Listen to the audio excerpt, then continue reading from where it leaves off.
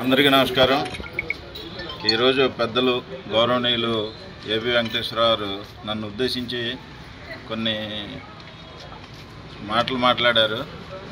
పెద్ద ఆయన మాట్లాడిన మాటలు వాస్తవాలు ఎంతో ఆయనకి తెలుసు. అయినా ఆయన విజ్ఞతకి వదిలేస్తున్నాను. వాస్తవంగా గ్రామంలో ఏం జరుగుతుంది ఏంటి అనేది ఆయన ముందరగా ఆయన అవగాహన చేసుకోవాలి. నేనేదో తెలుగుదేశం వైసీపీ నుంచి వచ్చిన గోండానని, రౌడీజం చేస్తున్నానని, ముఠాలు కడుతున్నానని చెప్పి ఆయన అన్నారు. నేనైతే మా కుటుంబం దాదాపు 4000 ఎకరాల కుటుంబం మాది. మేము ఆస్తులు అమ్ముకున్నాం కానీ ఏ రోజు ఒక ఎకరం కూడా కొనలా. వాస్తవాలు ఆయన తెలుసుకుని మాట్లాడాలి ముందల. ఇంకోటి ఆయన ఏం మాట్లాడారు, మా తరతరాల నుంచి గ్రామంలో అరాచకాలు సృష్టిస్తామంటున్నారు. అరాచకాలు సృష్టిస్తే మా తండ్రి గారు సర్పంచ్గా చేశారు. 4000 ఎకరాలు పేద ప్రజలకి పట్టాలు పంపిణీ చేయడానికి కారకులయ్యారు. మేం చేసాం. తరతరాల నుంచి మా తండ్రి గారి నుంచి మమ్మల్ని ఆదరించబట్టే జనాలు ఈ రోజుకి మా అంటే ఉన్నారు గ్రామంలో జనాలు. వాస్తవాలు తెలుసుకోకుండా మేమేదో అమ్మాయి దగ్గర కాగితాలు లాక్కోపోయామని చెప్పి ఆ కాగితాలు మేము లాక్కున్నామా లాక్కోలేదా అనేది పోలీసులు విచారిస్తారు. పోలీసులకు మేము చెప్పాం, మీరు కేసు కట్టండి, తప్పు ఎవరిదుంటే వాళ్ళ మీద చర్యలు తీసుకోమని మేమే చెప్పాం. మేము కనుక తప్పు చేస్తే మా మీద కేసు కట్టమని చెప్పాం. లేదు, తప్పుడు కేసులు ఎవరైతే పెట్టారో వాళ్ళ మీద తప్పుడు కేసులు కట్టమని చెప్పాం. మేమే చెప్పాం. గ్రామంలో అరాచకం ఎవరు సృష్టిస్తున్నారనేది ఆయన ఆత్మసాక్షిగా పరిశీలన చేసుకోవాలి. సంవత్సరం క్రితం బీసీ వర్గాలకు చెందిన వాళ్ళు ఇటుక పట్టీలు పెట్టుకుంటే 6 నెలల పాటు వాళ్ళు ఇటుక పట్టీలు సీజ్ చేస్తే వాళ్ళు చచ్చిపోతామని ఆయన కాళ్ళ మీద పడితే కూడా కనికరం లేదు. దేవుడి దయ వల్ల పార్థసారథి గారు దేవుడి రూపంలో వచ్చి పెద్దలతో మాట్లాడి, పార్టీ హైకమాండ్ వాళ్ళతో మాట్లాడి వాళ్ళ ఈ భూమి మీద నిలబడ్డారంటే పార్థసారథి గారి దయ వల్ల నిలబడ్డారు. లేదంటే ఆ కుటుంబాలు ఆత్మహత్య చేసుకోవాల్సి వచ్చేది. 30 కుటుంబాలు రోడ్డున పడాల్సి వచ్చేది. నేను అరాచకం చేశానా, ఎవరు అరాచకం చేశారనేది గ్రామంలో బహిరంగ విచారణ చేద్దాం. నేను ఎవరి ఇల్లు తగలబెట్టించలేదు, నేను ఎవరి చెరుకు తోటలో తగలబెట్టించలేదు, నేను ఎవరి కొంపలో కూల్చలేదు. నా ఆస్తులు అమ్ముకున్న గత సంవత్సరంలో నేను 2 ఎకరాలు 3 ఎకరాలు భూములు అమ్మాము.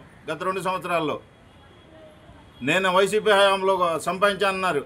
నేను చెప్తున్నాను ఆయనకి, పెద్ద ఆయనకి, వైసీపీలో నాకు సభ్యత్వం అంటూ ఉంటే కనుక మీరు నిరూపించగలిగితే కనుక నేను వైసీపీ నాయకుడిని అని చెప్పి వైసీపీలో సభ్యత్వం ఉందని మీకు నిరూపిస్తే కనుక మీ ఇంటి దగ్గర పాసి పని చేస్తాను నేను. మీ వెనకాల తిరిగేవాడు వైసీపీ వాడు. మీరు వాళ్ళు ఏ బుక్ కీపర్ కోసం అయితే పోరాటం వచ్చారో ఎండి ఆఫీస్ దగ్గరికి, అతను వైసీపీ వాళ్ళు. నా దగ్గర మొత్తం ఫోటోలతో సహా ఉన్నాయి, నేను చూపిస్తా. నేను ఈ విషయం నిరూపించలేకపోయినా నేను మీ ఇంటి దగ్గర పాసి పని చేయడానికి రెడీగా ఉన్నా. మీ దొడ్లో పాలేరుగా పని చేయడానికి నేను రెడీగా ఉన్నా. వాస్తవాలు తెలుసుకోవాలి. మీరు ఎమ్మటేసుకొచ్చింది వాళ్ళు. మీ వెనకాల పోలీస్ స్టేషన్కి వచ్చింది ఎవడు? జగన్మోహన్ రెడ్డితో ఫోటో దిగినోడు. మీరు బుక్ కీపర్ కోసం వచ్చింది ఎవరు?